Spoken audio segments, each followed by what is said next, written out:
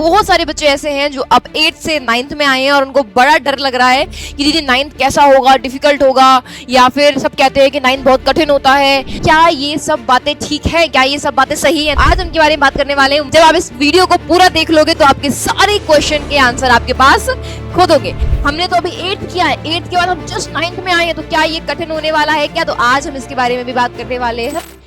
Hello, नमस्कार, सत श्री अकाल, राधे राधे। मैं गुरांगी पुरोहित आप सभी का बहुत स्वागत करती हूँ। तो एक बार मुझे बता देंगे सारे बच्चे, जब भी आप वीडियो देख रहे हो तो कैसे हो आप सब, क्या हालचाल है आपके? जैसा कि आपको दिख रहा है, आज की क्लास में हम देखने वाले बहुत सारे बच्चे ऐसे हैं जो अब 8th से 9th में आए हैं और उनको बड़ा डर लग रहा है कि दीदी 9th कैसा होगा, डिफिकल्ट होगा, या फिर सब कहते हैं कि 9th बहुत कठिन होता है। सब कहते हैं 9th में आके तो आपको बहुत पढ़ाई करनी पड़ती है। तो क्या ये सब बातें ठीक है? क्या ये सब बातें सही है? तो आज उनके बारे में बात करने वाले हैं। उम्मीद है कि जब आप इस वीडियो को पूरा देख लोगे तो आपके सारे क्वेश्चन के आंसर आपके पास खुद होंगे। तो हाँ, हम ये मान सकते हैं कि क्लास 8 आपके लिए बहुत आसान थी। सब्जेक्ट में सिलेबस बहुत लिमिटेड था, लेकिन जब आप 9th में आते हो आपने बुक्स देखी होंगी, दीदी इतना भारी भरकम सिलेबस है ना भाई, इतना भारी भरकम सिलेबस है, कैसे कंप्लीट होगा? सबसे पहला डाउट, सबसे पहला क्वेश्चन जो आपके दिमाग में है वो सिलेबस को लेकर है।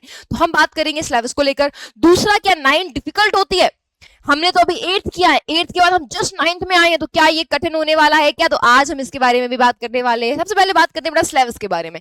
सिलेबस हो सकता है थोड़ा सा आपको कठिन लग रहा हो, लेकिन जब आपके टीचर्स आपके साथ हैं तो कैसा टफ? कोई अगर आके बोलता है कि 9th टफ है तो आप कहना तुम्हारे लिए होगा, हमारे लिए टफ नहीं है। हाँ, सिलेबस में थोड़े से कॉन्सेप्ट आपको एक्स्ट्रा मिलेंगे, थोड़ा सा आपको ऐसा लगेगा कि दीदी यहाँ पर तो बहुत सारा हमको पढ़ना है, लेकिन वो बहुत सारा पढ़ाने के लिए आपकी टीचर आपके पास है। तो सबसे पहले आपको क्या करना है? सबसे पहला आपको जो काम करना है 9th में, वो अपने टीचर को सिलेक्ट करना।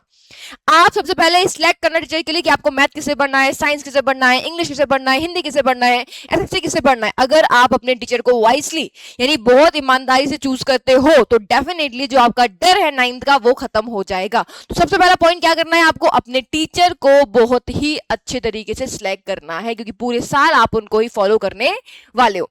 दूसरा, टीचर आपने सिलेक्ट कर लिया। बच्चों की गलती जो अक्सर बच्चे करते हैं, 100 किताबें लेके बैठ जाएंगे अलग अलग पब्लिकेशन की, इनका भी पढ़ लेते हैं, उनका भी पढ़ लेते हैं, इनका भी पढ़ लेते हैं, है ना?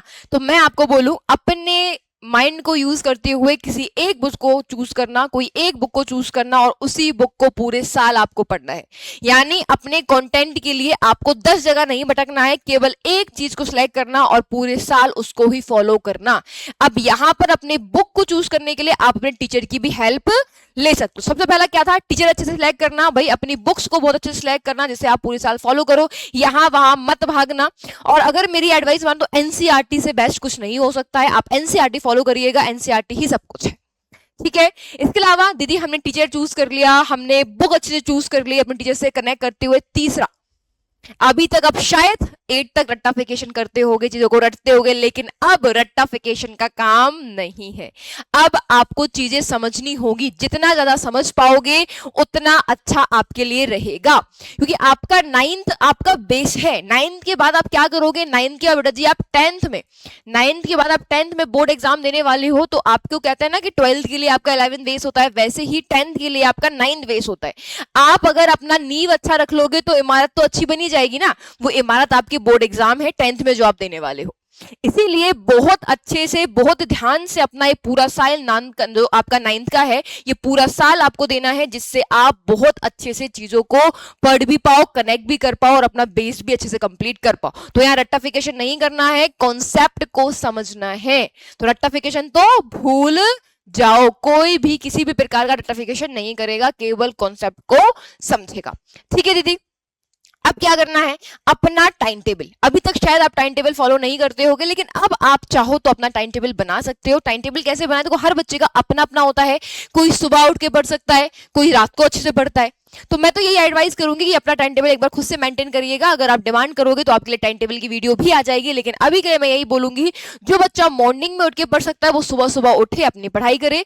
कम से कम दिन में आपके पास 24 घंटे होते हैं। 24 घंटे में से अगर आप 2 से 3 घंटे सेल्फ स्टडी की बात चल रही है यहाँ पर, अगर आप 2 से 3 घंटे अपनी सेल्फ स्टडी के लिए देते हो, यहाँ पर आपका स्कूल का टाइम इंक्लूड नहीं है, यहाँ पर आपका कोचिंग का टाइम इंक्लूड नहीं है, ये सेल्फ स्टडी की बात कर रहे हैं हम। अगर आप 2 से 3 घंटे अपनी सेल्फ स्टडी के लिए देते हो तो इनफ है, आप 9th क्लास में भी हो इसीलिए, ठीक है? तो अपनी सेल्फ स्टडी को टाइम दीजिए, टीचर आपके पास है, सिलेबस आपके पास है, रटिफिकेशन करना नहीं है, कॉन्सेप्ट को समझना है, अपनी सेल्फ स्टडी के लिए टाइम देना है।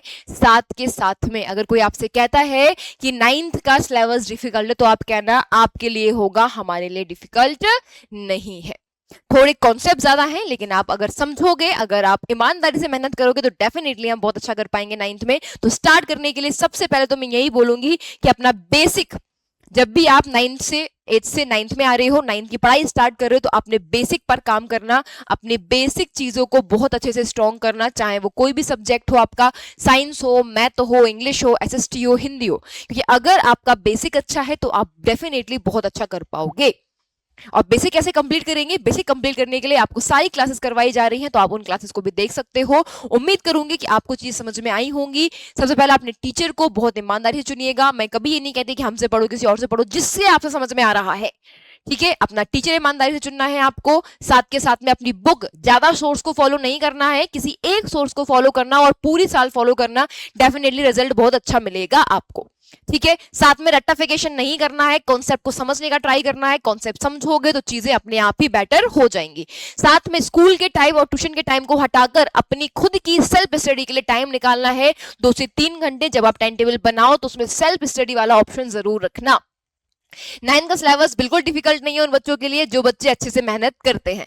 उनके लिए डिफिकल्ट होगा जो पढ़ना नहीं चाहते। तो आप पढ़ने वाले बच्चे हो, आपके लिए बिल्कुल डिफिकल्ट नहीं रहने वाला 9th का सिलेबस। बहुत आसानी से करोगे, पूरी साल पढ़ोगे और 10th में भी आप बोर्ड एग्जाम में फोड़ के आओगे। तो मिलेंगे आपको आपकी नई वीडियो के साथ। अगर आप चाहते हो कि मैम हमको टाइम टेबल भी बता दीजिए, तो सारे बच्चे कमेंट करके जरूर बताइएगा, आपको टाइम टेबल के ऊपर भी वीडियो मिल जाएगी। मिलेंगे आपको अगली वीडियो, तब तक के लिए नमस्कार, थैंक यू सो मच, जय हिंद।